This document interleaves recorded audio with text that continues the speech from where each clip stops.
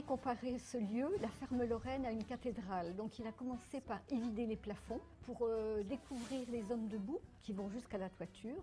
Et ça a été le point de départ. Après, tout a été fait de façon empirique, mais toujours avec un esprit de scénographie. Le projet était d'ouvrir ce lieu au plus grand nombre, c'est-à-dire donner accès à tous à l'art contemporain. C'était notre maison. Le jardin a été dès le départ ouvert au public. C'était l'exposition à l'intérieur et le jardin. En fait, c'était quelque chose qu'on offrait à la fois aux artistes et au public.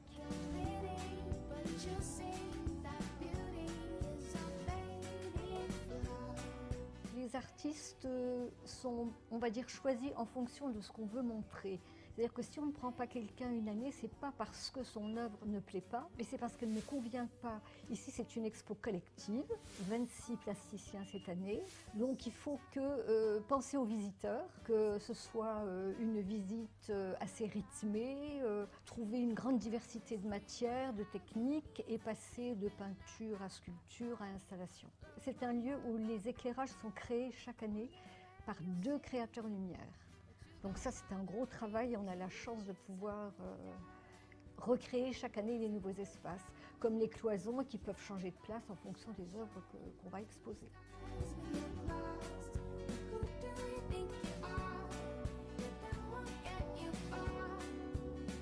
Donc le côté magique de ce lieu, c'est aussi que le visiteur peut s'approprier son angle de vision.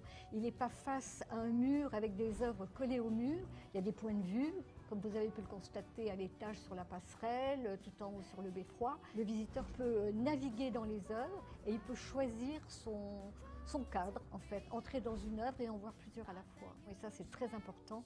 Il a une notion de liberté.